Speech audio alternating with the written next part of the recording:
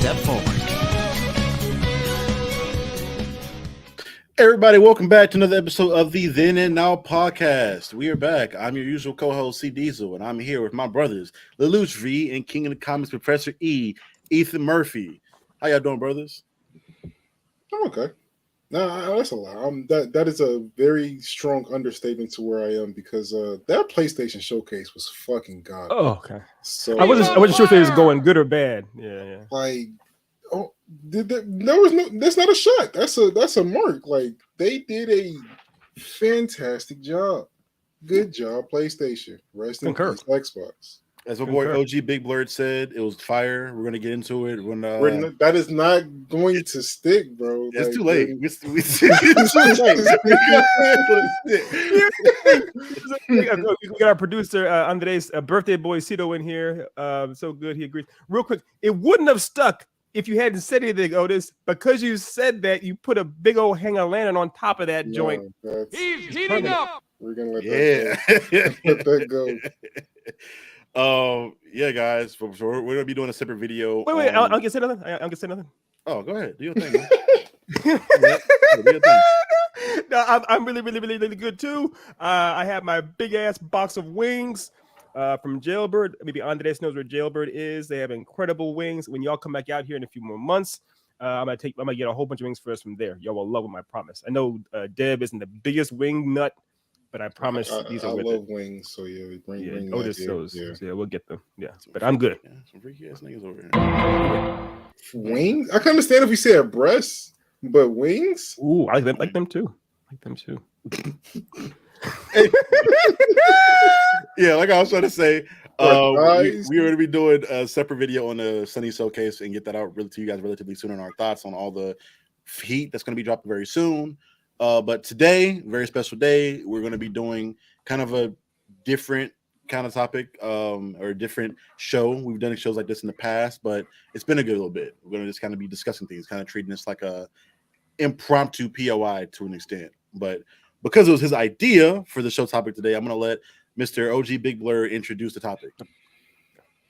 So today, for the Then Now podcast, we'll be discussing what do we like in a story? What do you look for? What makes up a good story to you? And of course, me being here, we're gonna get to what makes up a bad story too.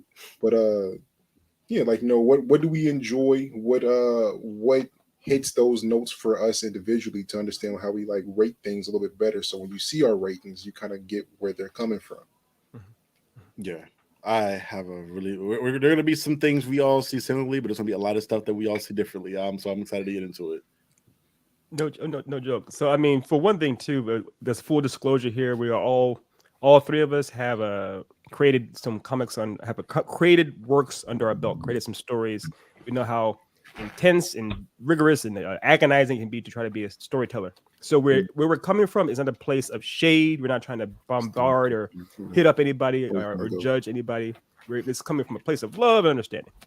Right. And I will agree with Ethan on that point too. A lot of people discuss stories and storytelling, but have never like put their own stuff out there to let people judge. I will say I think that gives us some extra layer of credibility that we've done it and attempted the process of it. So again, if you want to critique the fuck out of our stuff, you can go over to echelonGnovels.com and give the books a look over and let us know what you think about them. Shameless plug. Shameless. Yeah, go ahead and buy Briarlands issue 1 and tell me how trash it is. Well, feel free.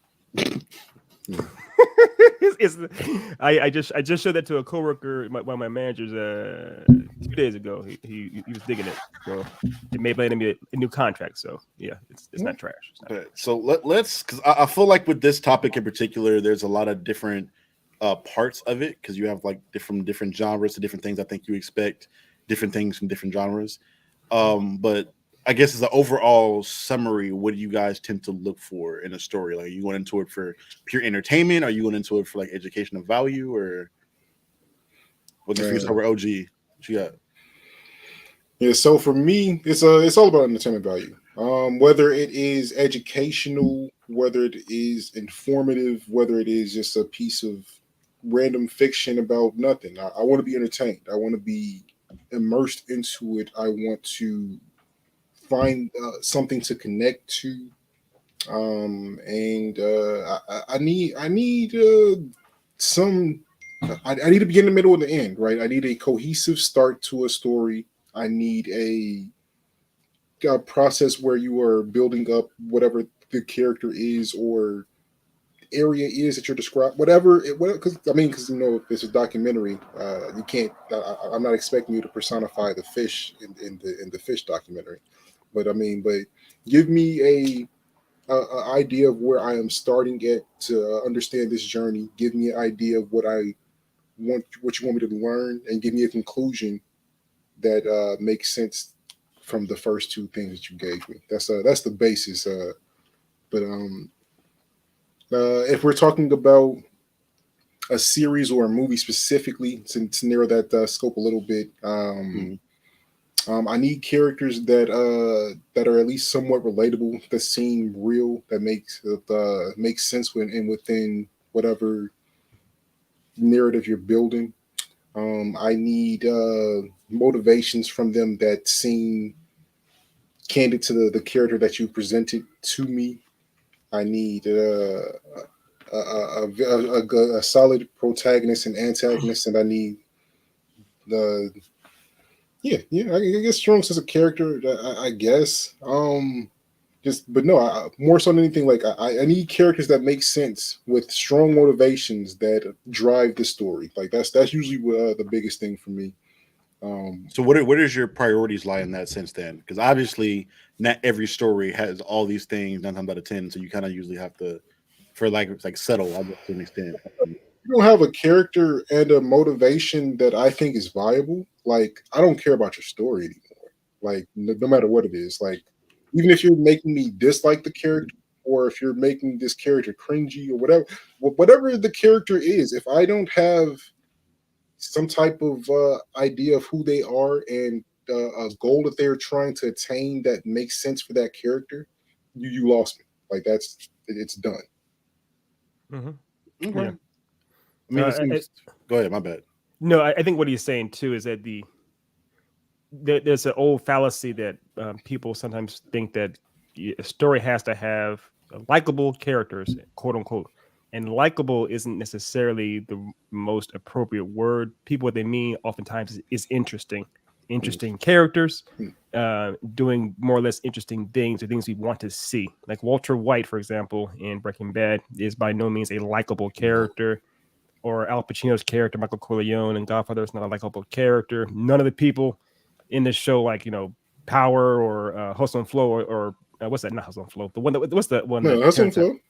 The show that Terrence Howard had, Empire, right? Yeah. None of them are likable. That likable isn't the thing, but it's seeing interesting people doing things that are interesting, that's engaging. That's what makes things fun. The Joker, Heath Ledger's Joker, or Joaquin Phoenix's, or whatever, never is he likable, but he's always interesting. So I feel like Joaquin's relatively likable for a good part of it, because you kind of feel bad for him, so you sympathize. I don't know if you like, but again, it's not. Even if you do, that's fine. But it's you like the subjective anyway. So you like the subjective, right? Because that's my thing. I feel like we've talked about shows on here.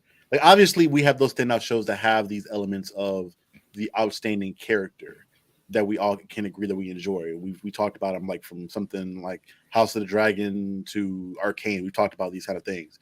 But I feel like we've also had discussions on shows that we've said that we enjoyed, but maybe have one or two stronger characters, but then the supporting cast isn't as strong. You know I'm not saying that the character has to be strong. It's just whatever they doing has to entertain me. So like you can, I'm trying to think of a show where I don't like any character, right? Do you like the show, even though you don't like any of the characters? Yeah, that's my thing. I was trying to I can't. I don't know if I can't. I can't think of a single show that I enjoy where I don't like any characters. Yeah, it doesn't work for me.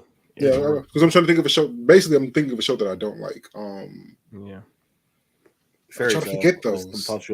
Dear Lord. But no, actually, Fairy Tale has a character I like. Jill is pretty dope. The Steel Dragon. He was solid. Okay, so they have a likable character or characters for you, but you still consider the show bad. So that's what I'm trying to get at here, because we have these things we enjoy, but where do they rank on your priority list? Because obviously there's got to be something you like that doesn't have one of these things prominently, or they have it slightly, or maybe they don't have it at all, but you still enjoy the show I mean, for the other aspects of it. Characters number one, probably the narrative, the overlying story number two, 3, probably like atmosphere. Just making sure that you're building a setting that makes sense. 4, music. 4 is definitely music. Because if your music is trash, then it makes it harder to convey the rest of the narrative. And so yeah, if I'm just gonna do 4 for now. Those though, yeah. All right. Okay. So to get into a little bit of mine, I will say like that the point you had about atmosphere, for me, atmosphere may be number 1 for me. Obviously, the characters and stuff are a big part of it, but for me, when it comes to a show, when I think of the show, I need to have like almost like branding in a sense. Like when I think of Burger King, you think of burgers, or you think of like a Whopper, or you think of something that you like a staple thing about that show you enjoy, or like when it shows something like with Attack on Titan, right? It's you think dark, you think gritty. It has like an atmospheric branding to it that pops into your head when you think about this show. Now, some people have like the favorite characters that pop into their head, but for me, how does this show make me feel when I'm watching it? Am I in despair because I don't want the world's dark and I don't want people to get hurt, or is it a happy-go-lucky thing, or am I like in awe at the action? Like that atmosphere has to hit me, and I think music goes into it as well. The art, sometimes the art style is a big part of it as well. Like it goes into that atmosphere for me. Yeah. So partly what you're describing, there's a term for that now, which has come up called vibe movies, which basically, for example, like Tenet was recognized as a vibe movie because it's not about you actually understand what the plot is at all. It's just about getting lost in the world or the sense of what's actually happening here. They've kind of described the more recent Mission Impossible movies as kind of vibe movies in some sense too. They said that Michael Mann's movies, like for example, the movie Miami Vice, where you're seeing Jamie Foxx and Colin Farrell go around just a lot of long takes them looking handsome, just with weird lighting. Those are vibe movies. Nicholas Winding Refn movies are vibe movies. Basically, movies that the whole point of them isn't the plot, isn't the characters being all that dynamic. It's just the actual atmosphere, the music, or how they look really cool and the lighting, that kind of stuff. And you see a lot of holiday movies, a lot of Christmas movies, like the Polar Express, the Grinch, stuff like movies that people like cling on to and love for the music, for the atmosphere of it. But the plot isn't that deep. The characters aren't overwhelmingly compelling, but it makes you feel good. Like these movies make you feel and emote an emotion. So you've given me definition for my new least favorite type of movie, because every movie that you just named, I do not enjoy at all. Yeah, they are fairly polar opposites. If you have a vibe movie as compared to a deep narrative movie, I mean, like you can have a movie that's one of my favorite movies back in the day was Prophecy. Basically, where it's the whole thing is it's pretty low rent looking kind of movie, but it's all about the story that's there, the idea of the characters, what they're doing, that kind of stuff. But it's not like flashy at all. It's more, it's pretty much all substance, no flash. Vibe movies are much where they do lean much more into the flash as opposed to the substance. Right. And I don't think you like as a fan, you can like both. You can like both objectively, like you don't have to only like vibe movies because they serve their purpose. Again, they're there to make you feel good, and usually like those type of movies are usually made for you to watch with family or watch with friends because you're trying to emote an emotion together. And music videos, they're vibes, obviously. Oftentimes lots of directors of music videos go into directing films, feature films. And I think you're right though too, that I think in my opinion, oftentimes the best marriage of cinema is when you can blend the two. Is they have the flash and the substance done well. They're not sacrificing either or. Like I think Guardians of the Galaxy, all three of us can agree that Guardians of the Galaxy was a well done movie that clearly has a lot of James Gunn style and flair in there, and it clearly has a narrative that matters. So so you can do both. I think that as our producer on today's birthday boy Cito just saw Fast X, he would argue that Fast X is much more about the flash and is about the substance based off the writing, aka if there is any. So there's always a place for each, and I'm not here to judge. Extending my list of why it's my least favorite. Thank you. Yeah, that's part of the reason why I enjoyed the horror genre so much. It's mostly atmosphere.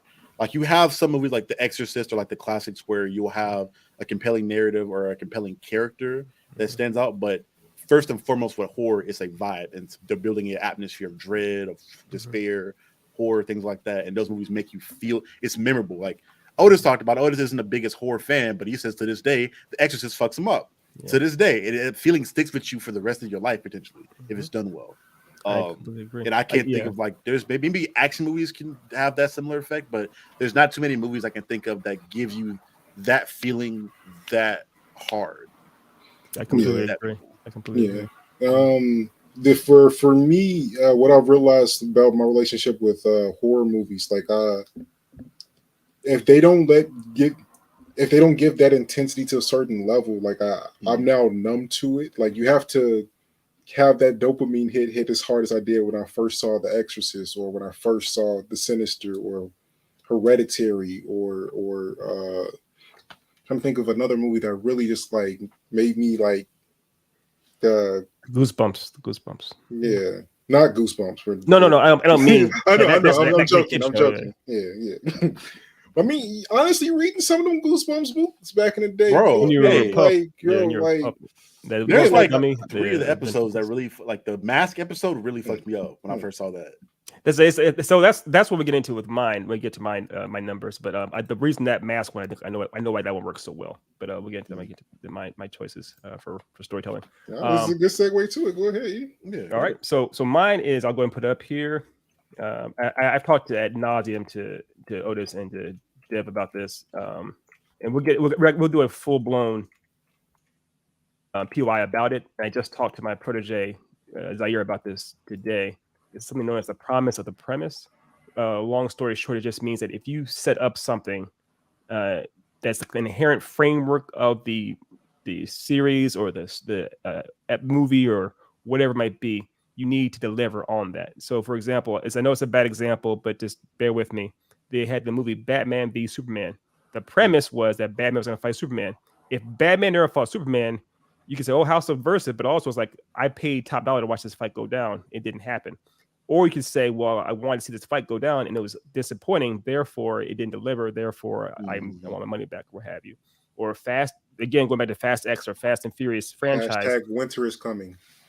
That's another one where it kind of didn't do it. The promise, the premise was you're going to see this big, huge, massive fight built up for how many years? Like almost a decade, right? In terms of the TV show. The majority of the deaths happened in pure darkness. You didn't see them in the dark. It was utterly disappointing. So if you do not deliver on the premise you've established, it can be very, very, very disappointing. Now, obviously, there are exceptions where it's kind of like they deliberately subvert that. Like Hunter x Hunter tries to find a way to subvert it, and it kind of works. But at the same time, they are still, what they do give you is satisfying enough that you don't mind when they do that type of stuff. Sometimes they do it. That's always the worst. That Great Island is terrible. To the very, very end with the dodgeball. But for example, I like it. Dodgeball at the end. But for example, with Naruto, the premise was never there's aliens coming to do stuff with Madara. It's like that was never there. So why so many fans were like, what the hell? It's a weird. You forgot, you abandoned your premise basically. If you do that, people will be upset with that kind of thing. Now, obviously, was it Otis that mentioned? There was a reason I got onto the promise of the premise. Oh, the mask. Charlie had mentioned the mask, right? So because of what the premise is, that if you put the mask, if I'm correct, right, you put the mask on, it like does stuff to you. It like You talking about like the Jim Carrey mask or the mask episode from Goosebumps? No, the mask story and the Goosebumps. Those. Oh yeah. You put the mask on, like you can't take it off. You get it off. Warps you, or like you start to change into a monster or something. The thing is that concept is so interesting and so unique and so terrifying that it's the premise alone is engaging. As long as they don't completely botch it, it works. And I love when stories do that. They give you a really compelling premise, and you're like, ooh, I want to see how this plays out. And one of my favorite anime right now is Hell's Paradise, right? Hell's Paradise. Oh, God. It's great. If y'all don't know about it, but long story short, it's where these super death row convicts go to this place, which is basically like the Dark Continent in Hunter x Hunter. And it's in a lot of ways, basically it's hell and heaven combined to form the weirdest like paradox of hell you can imagine. And just seeing these characters that go there that are designed to survive all kinds of crazy things, meet the worst case scenarios over and over again, is just very engaging. So I do think if you can deliver on that, give the audience an amazing concept or premise, and find a way to deliver on that, you can have a really good story. I think you need to have that in the story. And for me, like it's something that's so simple to me. Like when it comes to promise on a premise, like if you have a revenge tale, it's simple. Like you could, something like Kill Bill, right? The Kill Bill series. That's again a movie franchise that, for again, it's a little controversial, but for majority of the time, people enjoy that film, that franchise. I enjoy those movies, and it's literally just a regular, simple revenge tale. It's not too much complexity in the writing, but the fact that they carry out the revenge tale, rather in the fights, in the dialogue, and the way they go about it, it's carried out in a very strong way. Like the thing you sold, like if you're selling a pizza with pepperoni on it in the ad, and it doesn't have it, or it has unlimited pepperoni when I get it, now I'm overly satisfied because I got what I wanted in spades. So I can't complain about too much else. And you can have movies that may lack in quality compared to another movie, but because they delivered on their premise in a very great way in that moment, it can kind of make up for some issues it may have as a movie itself. Yeah. 100%. Yeah, I agree with that thoroughly, and honestly, understanding that concept more, that probably is my number one, because like I usually tune into something for the premise of it, like, you know, for whatever the theme of it is, if it seems interesting, and if they deliver that, even if I don't like the characters, like I could still enjoy the movie. But I mean, so yeah, but if you give me that and I like the characters too, or find some type of feeling towards them, because I mean, because even characters that are built to be dislikable, like, are important to me. Like, you know, Game of Thrones isn't as great as it was without Joffrey. You know what I'm saying? Yes. Yeah. So like, you have to have that side of things when it comes to characters too. You got to have characters that people love to hate. But I mean, like, so readjusting my list. Yeah, Promise of the Premise. Yeah, you're probably right. That's number one. Okay. Well, I mean, something that's fun too. You don't even know necessarily. For example, we've all seen Jurassic Park, the original, the OG Jurassic Park, right?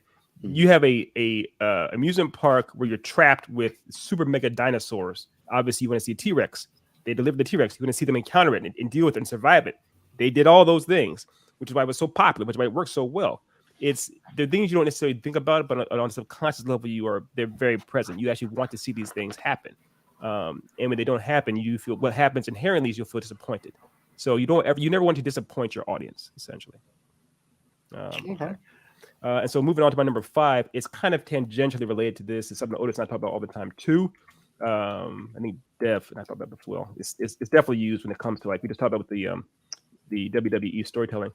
Is stakes. You want there to be potential for there to be loss. You want there to be this part of what stakes is also. It's not just death count, but that can be part of it. But it's the idea of if these characters that are trying to do something, they have an objective, do not do this, it comes at a toll. It costs them something. Otherwise, you're watching people just kind of run around doing nothing, and it doesn't matter. Off DBZ. Well, yeah, DBZ because people come back from the dead all the time. But you want there to be a sense of inherent danger on some level. You want people to feel like that's where tension comes from. Tension comes from the idea that if things go wrong, oh my gosh, this is going to be detrimental to the characters I care about. And so, like, as Otis mentioned before, characters do matter in the story. If you care about the characters, you care about what happens to them. And that's where these all so everything ties in together, essentially. Funny enough, I mentioned it earlier before we get on in regards to sports. And you see it a lot in sports when it comes to the way, like, so Otis will understand this a lot more. So we'll take LeBron James being the main example because everybody knows LeBron James. Before he stepped foot in the NBA, he was promoted as being the chosen one, the next GOAT. Like, coming into the league, you're being built up as having to be either the GOAT or a Hall of Fame level player. So they're building you up so you have all these stakes. And then as you go throughout your entire career, every loss you have, other players can have that same loss in that same fashion, but because they don't have the stakes that you were built up to have, every loss you have hits harder, and people will never stop talking about that moment because that moment, everything you do seems impactful going forward because your stakes are raised so high. And again, like you said with the WWE, that's been a thing for them for so long as far as them building up a champion, that champion coming to a downfall, maybe them turning into a heel, and then you just kind of switching around stakes like that. And I think that if it's done well, again, we've seen the WWE's done it for like 25 plus years now. Mm-hmm. The NBA's done it for over at least 75, 76 years now. You can do something that simple, and yet thing can have longevity, and you can almost never feel old as long as you are applying stakes to the right person at the right time. Well, even recently, I'm sorry, Dev, but the Lakers, right? How they went, they got swept, I guess. Now the conversation has been like, this. I've seen. I mean, I'm in LA. I'm right in the heart of this. People losing their minds over this kind of stuff. How the Lakers lost. They're saying there's no conversation at all about LeBron being the greatest of all time. It's like it's firmly Jordan, or even people saying Kobe, what have you, because LeBron lost this series 0-4. Right. Even though they just took down the Warriors before, it doesn't matter. The stakes were that LeBron had to get, because he needed to win another championship. They actually have to match Kobe's rings, right? Yeah. Yeah. You know what's crazy about that, Ethan? LeBron has played for 20 years, right? And his resume is pretty much set in stone at this point. And he's a 38-year-old man. 38. Even in the Golden State series on national television, Skip Bayless, or it was a Skip or somebody went through, or maybe in Stephen A., where Steph Curry's a great player. But before that series, this was not a question. During that series, they're like, if Steph beats LeBron James, he's above him all time now. That was never a discussion comparing their career resumes. That has never been talked about before then. But because the stakes weren't that high going into it, they were like, all right, if he just matches him in rings, he has it. But in discussion of rings being matched or whatever else, people switched that logic up when it comes to Bill Russell versus Jordan or Kareem versus Kobe. Like, it's the thing that switched up a lot. But because you need those stakes, you got to have that, which is, again, that's why that Golden State series is so big, even though going into it, one team was favored or some team was seen as a lottery team going into it. The stakes weren't there as much before that series, but as soon as that series kicked off and like one game got in, it was like all hell broke loose on narratives being spun and thrown out here and there just to make everything more entertaining. And I find it funny that regular people that may not know what these things are, is inherently do that year after year after year for their entire life, and they love it. It gives them value and gives them entertainment. Well, that's what he says. And getting back to the number one, entertainment value. That's there, entertainment value. That's the telling a story or telling the narrative is the entertainment value. We all love the MMA, or we all are aware with MMA. MMA isn't as big as WWE because MMA doesn't have any narratives really with it. You can have McGregor come out say a whole bunch of stuff about John Bones Jones, whatever, but it's not nearly as engaging as the stories that are being crafted by the WWE on purpose for long periods of time. So that's the point. Having the entertainment value, entertaining your audience, giving your audience something to care about, giving them villains and heroes, all these things, people to cheer for, people to cheer against. It matters. It genuinely matters in your stories. So in a sense, even though LeBron and Steph, neither of them are considered villains or heroes, they are people's champions. And so people that are Lakers fans, of course, are cheering against Steph and vice versa. So that's kind of how you want this thing to be done. And to feed into it, Stephen A. Smith and all them, Skip Bayless or whoever it was, they know what they're doing. They're definitely trying to fuel this fire. They want the narrative to be there. People would actually care about it, get invested in it. That's why a person like, going back to basketball, Dylan Brooks actually was good for the NBA, believe it or not. Yeah, having someone to hate like that, basically. Yeah, absolutely. Or even way back in the day, I'm sure you remember Len Bias and Michael Jordan when they had their little narrative a little before this forever ago. But so these things are inherent to, in my opinion, good storytelling. They really do matter. And another thing we talk about ad nauseum in this show is plot armor. When you have severe plot armor, when you're not worried about characters ever getting damaged or getting messed up, the stakes are removed as well. You're like, well, it doesn't matter. They'll be fine. They'll come back. Whatever you put them in, they'll be perfectly fine. You need to give some way for the audience to care about them. Well, you need some way. I think that depends. Again, we look at something like One Punch Man or any kind of show with like a character that's like broken or busted like that. I agree with you. You got to have some reasoning for them to be like, for the people to care about them. But plot armor, we've had a whole discussion. So for example, with One Punch Man, I cut you off. The stakes aren't with One Punch Man. If you remember in this first season, what's the episode, Otis, where it's like pretty much there's a big, huge like fish monster that's wreaking havoc against like, the people that are all trapped in this like big coliseum. That's like episode 8, 9. Episode 8 or 9, right? 8 and 9. The stakes are not that can One Punch Man beat him. The stakes are, can those people survive until One Punch Man gets there? You never worry about Superman saving the day. The stakes are, can the villagers or whatever survive until Superman gets there in time? That's kind of how it works. Same thing as one of my favorite stories of all time back in the day when I was a pup was the Saiyan saga in DBZ. Goku was literally had to run back from hell or heaven, whatever, to get all the way back to fight against Nappa and then to save his family, save Gohan and Krillin and all that kind of stuff. The story wasn't really hinging on the idea can Goku beat them. It was can he get there in time before everyone else is dead. And I love that idea of you can place stakes in different areas to make it still work. Yeah, I enjoy stuff like that. I want to transition into another point that Otis brought up earlier, but this is honestly my number 2 when it comes to the compelling characters. We kind of touched on it briefly, but I feel like I've gotten spoiled as of late with a lot of the content for like the last 3 years, rather that be like The Boys, Arcane, House of the Dragon, these shows that are predicated on strong character writing and development. And you don't, for me personally, I never really understood how much I valued that thing until I saw so much of it like back to back to back within like a couple years. Something like The Boys, for example, when it comes to a character like Homelander, we talked about how these characters don't need to be liked. With him, it's just that, or we hate him with a passion, and we want to see him fail, and want to see him like get his due comeuppance. But he goes about making you hate him in such a interesting and compelling way. And then even when you're seeing like some things that you can be empathetic about, he then doubles down and gives you even more reason to hate him. And if you could do that right with a show, again, I talked about if I can have my atmosphere and then have my compelling characters, I can cut slack here and there for certain stuff. I've talked about it in the show. If you can like hook me with a story or hook me with a character, I have to know how this character's journey ends because I'm hooked on this character now, or 100%. I'm hooked on the story. 100%. Even the rest of it can be shitty, but I have to know just for my own sanity how this person's story ends. Yeah, 100%. And I do think that's good storytelling as well, where you are so invested in a character's journey that you need to see how it concludes, regardless of you'll be with them. It's like I can't stop. I have to be here. Y'all know I haven't seen every episode of Naruto. I've seen large swaths of it here and there.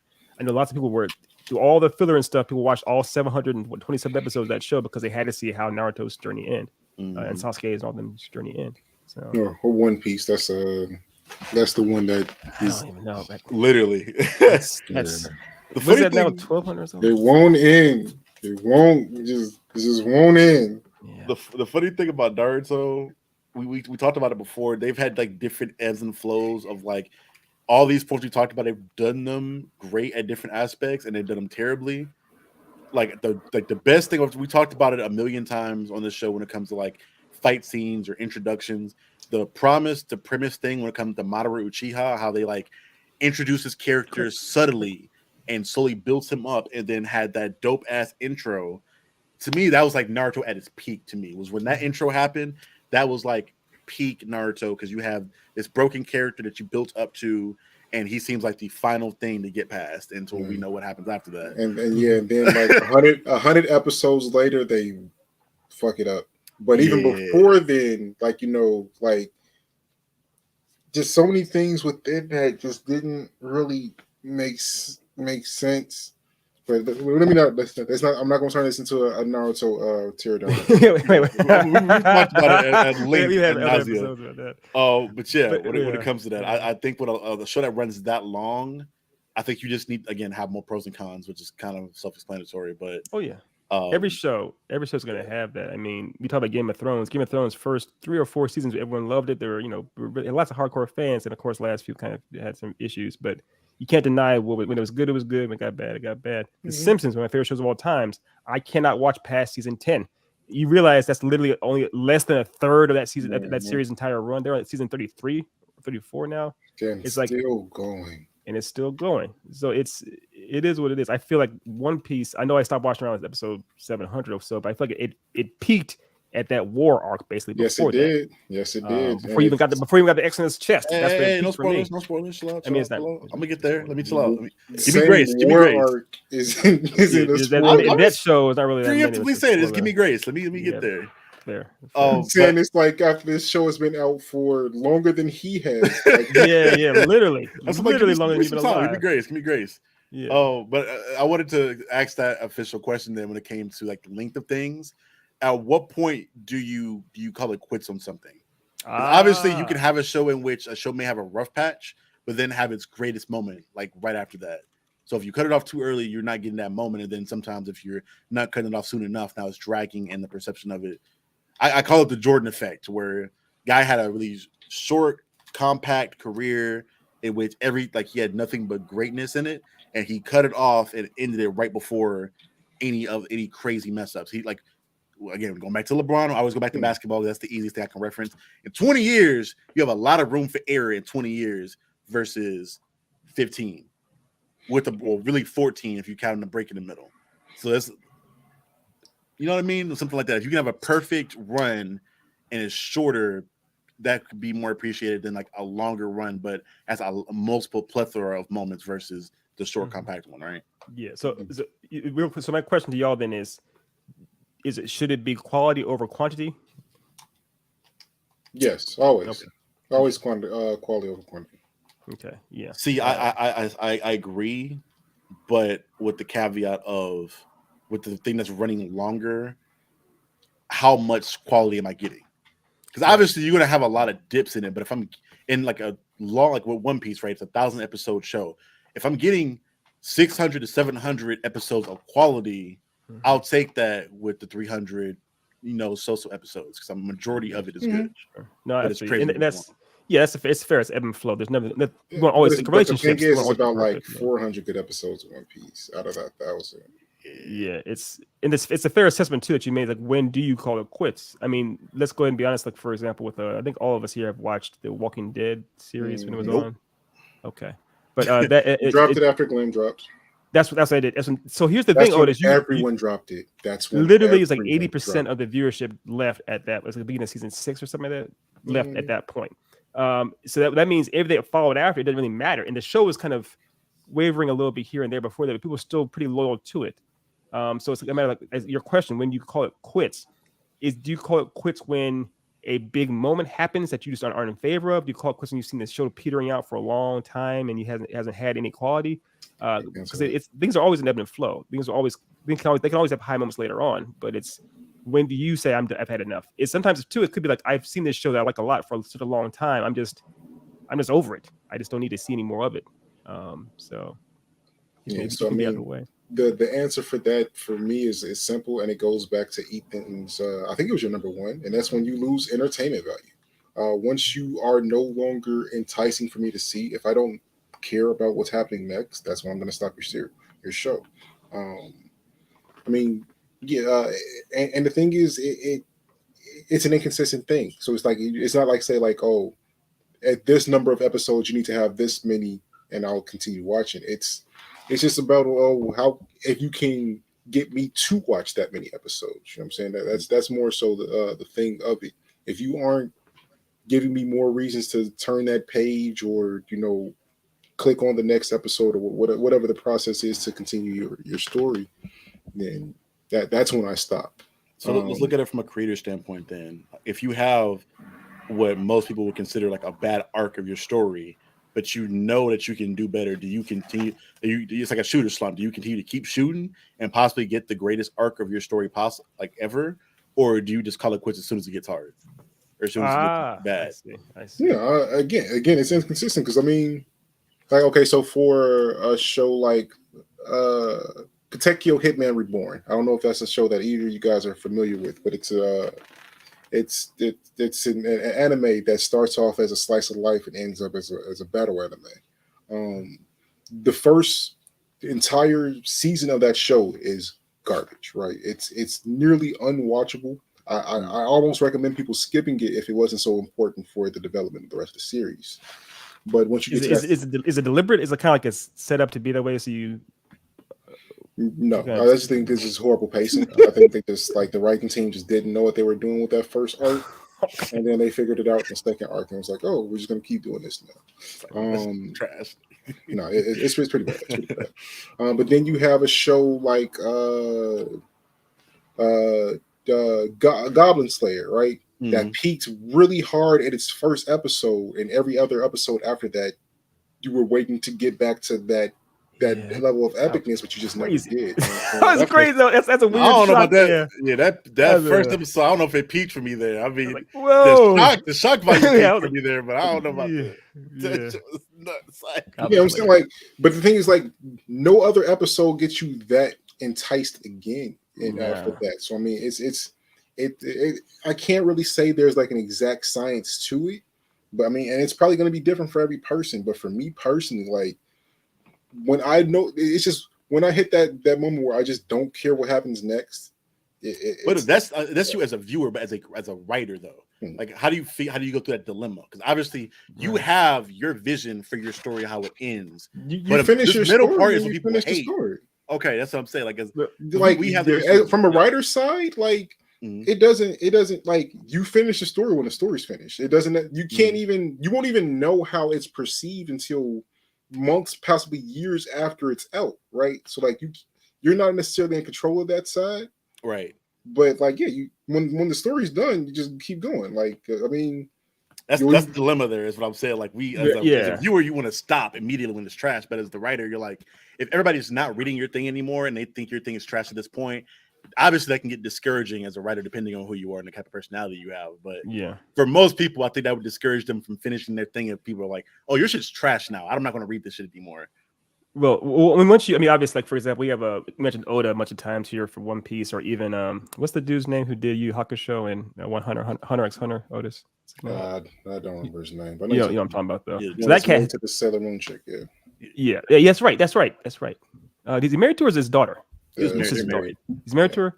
Yeah. Oh no, it's the dude who made Baki has a kid that's a anime. That's manga. So never mind. But the thing is with the guy who did Yu Hakusho and Hunter x Hunter, he took massive hiatuses. I mean, he's been writing forever, but he took massive hiatuses. But he knows what his story is, and his fans continue to come back over and over again. Right now, they're on the whole like going to the Dark Continent. They're on the giant like whale ship, whatever, going there. And but it's something called like momentum. Essentially, it's where you basically, we all know about cliffhangers. If you're able to have it where your story continues to build up momentum, and each time the episode ends or a chapter ends, you want more. You have to come back for it. Doesn't matter how long it takes. You have to come back. Berserk did it really well too with Kentaro Miura. And Demon Slayer right now, the TV show, Deb every week mentions how much he got pissed off he gets because every single episode ends basically like right in the middle of a fight, and he's like, once he can't, the idea of having to wait a whole week is just destroying him. And he's right hooked up to his veins like black tar heroin. So if you're able to get that going, able to have legitimate momentum where your audience or fan base is craving more, they'll keep coming back for it. It doesn't matter how long it takes sometimes. It doesn't matter how, as long as you aren't like completely losing any and all traction in the story, where it's just so boring, people don't care about it anymore.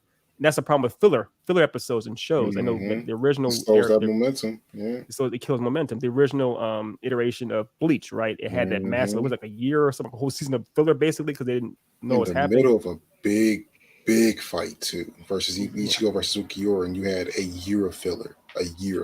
A horrible decision to do. Or right in the middle of the battle going to Naruto between Madara versus the world, like you have a year of filler.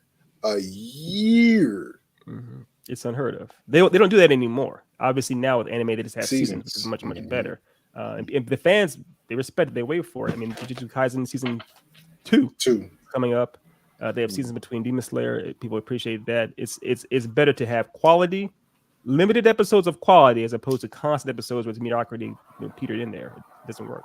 So let's reverse that question then from a sense of something is perceived amazingly, and obviously as a fan you're going to want more of that thing because it's awesome. You're going to want more. This is how it works, and actually as a consumer and as a writer. So let's say Briarlands takes off and it's the most popular thing known to man in the world, and you guys finish your initial run.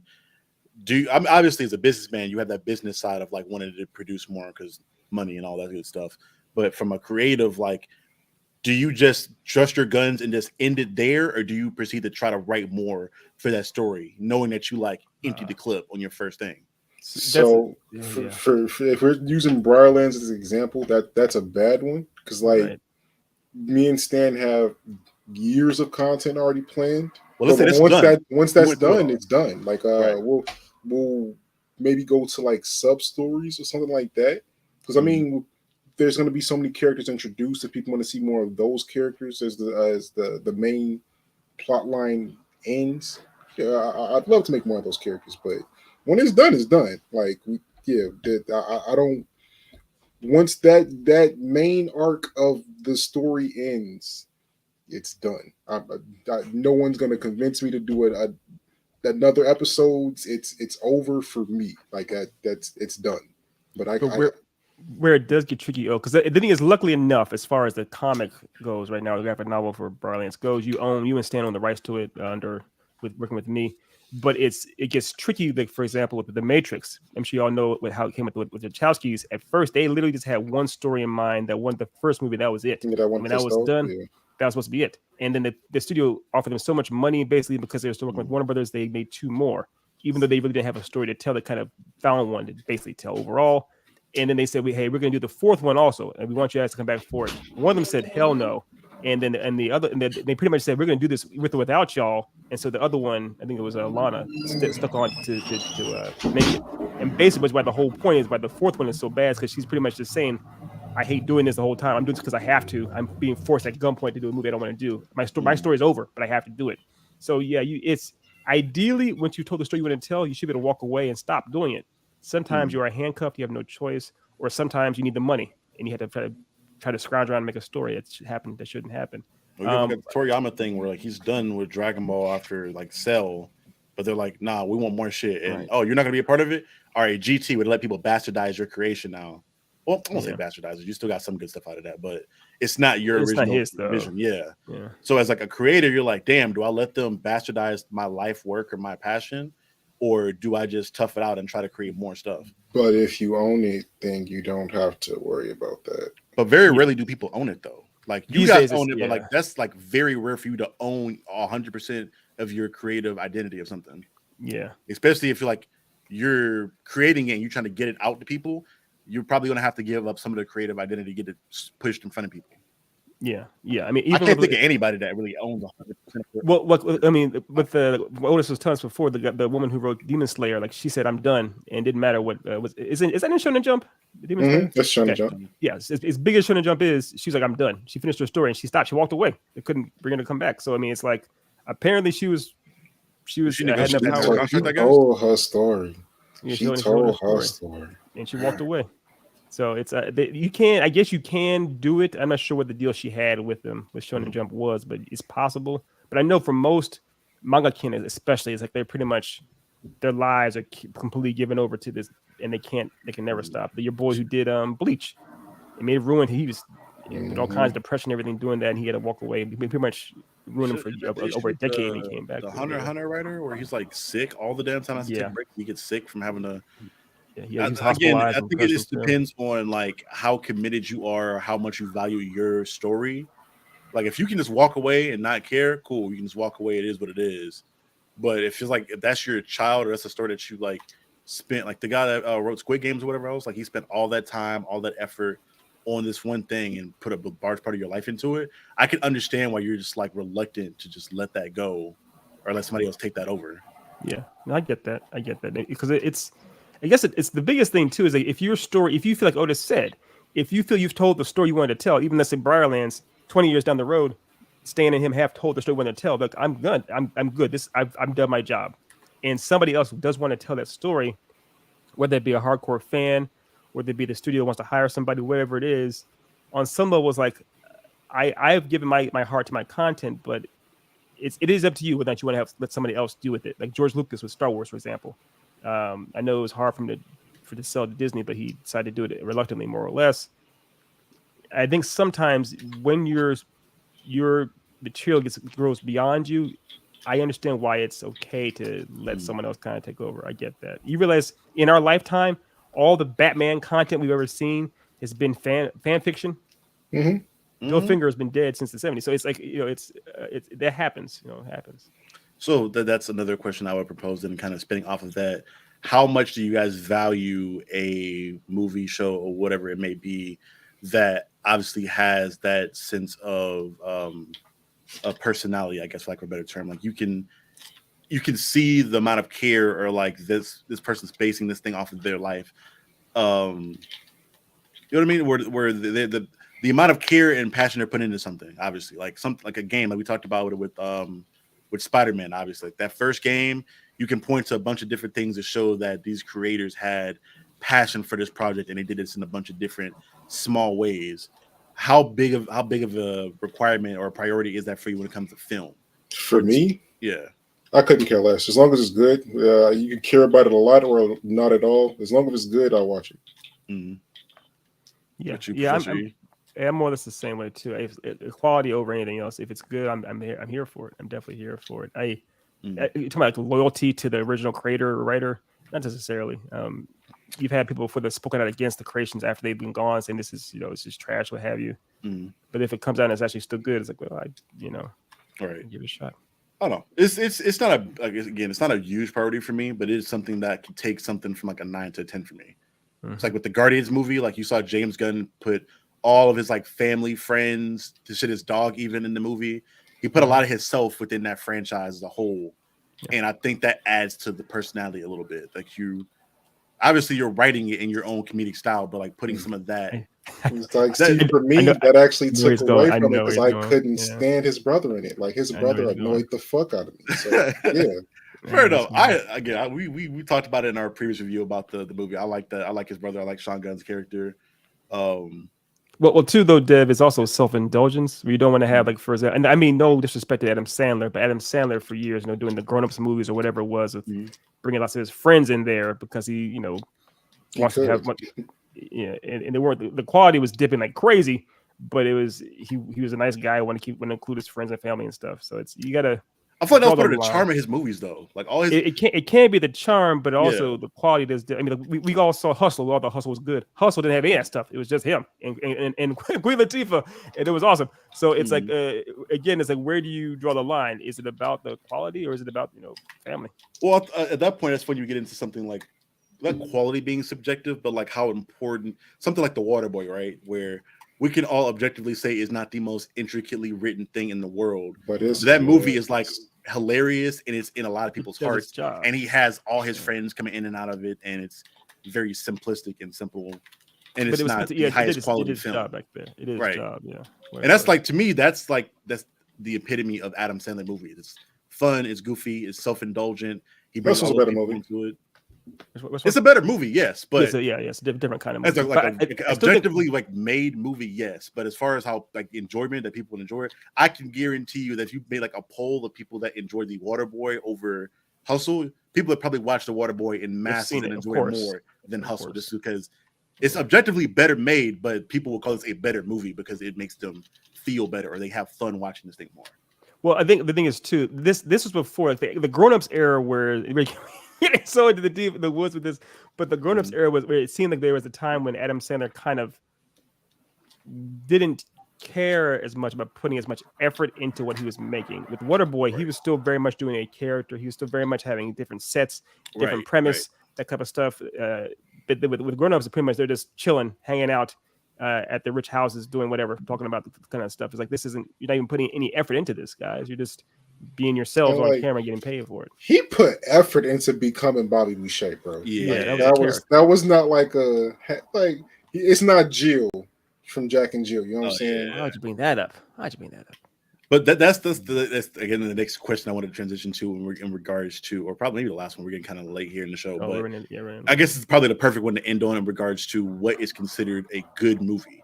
Because again, we've talked about it as far as a movie being like, we can have a movie that's made objectively well. It can be written well. It can be all these things can be done well with it, but it just isn't as fun or doesn't make you feel as good as this other thing that's more cheaply made, more simplistic, and more people enjoy this thing over this thing.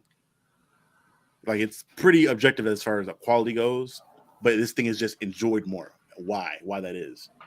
Is it because that one of the out of all the things we went through is like the thing like atmosphere or character? Is it like that thing more of a priority to people, or I mean, you have to go down the list and hit majority of it. Like that's what a good movie is to me. If you can deliver on a majority of the notes that I care about, that's a good movie to me. If you don't, it's not. Like you can hit on certain things very well, and I'll acknowledge that. You know what I'm saying? Like, cause a movie that I think we all collectively thought was pretty bad. What's one with Jonah Hill and Lauren London? You People. Yeah, like that had some funny moments in it, but we know that was a bad movie, right? Mm-hmm. Like it wasn't. I'm not talking about those in particular. I'm like something like The Waterboy, where it's really fucking super simple, and it's not like the best. It's like something like Hustle, like we talked about with Hustle, where it's well shot, acting's well done in it, but people will unanimously say that they enjoy The Waterboy more, and they will consider it a better movie. Well, we're speaking hypotheticals. We don't know that's. I know for a fact. Well, we can put the poll out, but I know for a fact. At this point, I'm curious. I'm gonna do that shit. I'm trying to make a poll in like the group or something like that, and we can talk about it next pod or whatever else. We'll do that. We'll start doing that though. I'm curious as to That's that. fine. That's fine. I think one thing too, like so to get down to your question, Dev, is just what is a good quote unquote movie? Right. There is no answer to that. It's so subjective. Right. Again, our producer just saw Fast X, and he's saying it's a fun movie. It's a fun movie. It's basically turn your brain off and just go for the ride. I mean, a grown man with his son in the car literally drives down a dam as the cops chase after him. What? But it can still be fun. Does something have to be, Remains of the Day or some other crazy convoluted or super duper pretentious film in order to be considered good? Does it have to win all kinds of Oscars in order to be good? Or honestly, some of those are bad. Like some of those, like super, like what's that? Tinker Tailor Soldier Spy. Terrible fucking movie, right? Like, yes, there's a lot of great acting moments in there. There's the scenery and stuff is built up well, but it's the most boring shit I've ever seen in my fucking life, right? So, like, that's a bad movie. It can have high marks in certain things. Like, I probably score it. I would score that higher than I would score a Waterboy movie if I was like to objectively like rank it. Right. But like, that's a bad movie. Like, it's a bad movie. Yeah.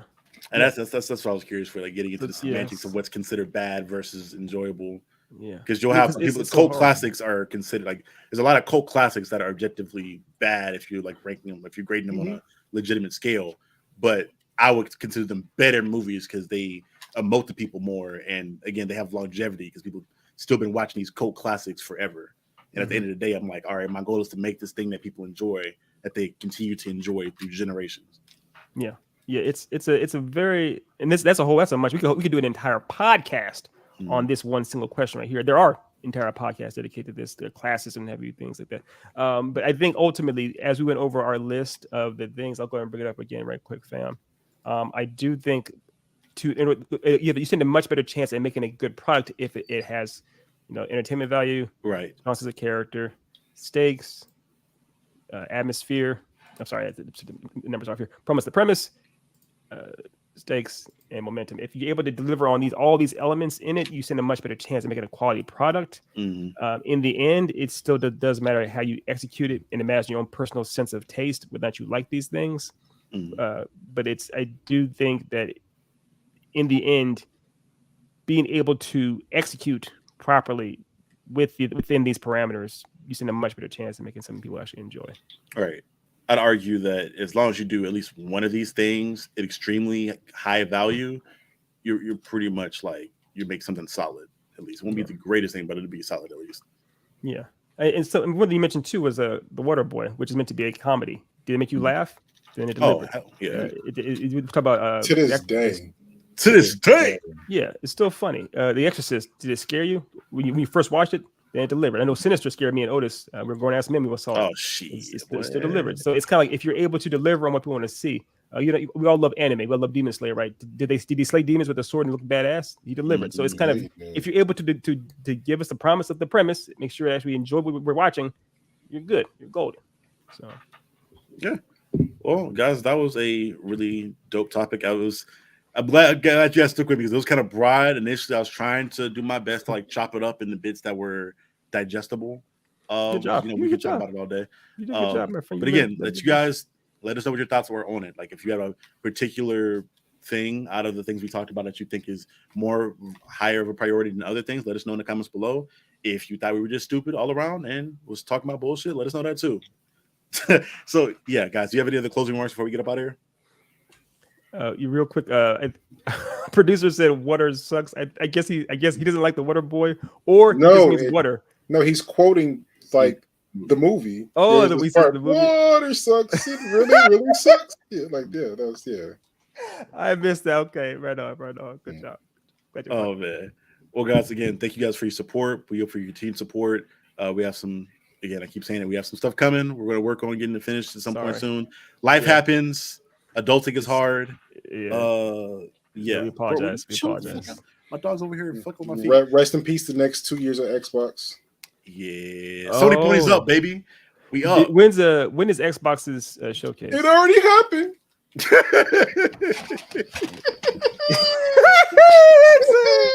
That's Exactly, not a good thing. exactly. When it's that Ladies and under the- gentlemen, we got him. Hey, that's Instead of me like having a rant for the end, can we just play the clip? Can we just play the Blade clip? Yeah, I got you. Yeah. Some Just- motherfuckers are always trying to ice skate uphill. And we'll see you guys next week. Yeah. Makes sense. And then Flashpoint doesn't look good. That CG doesn't look that great. It's still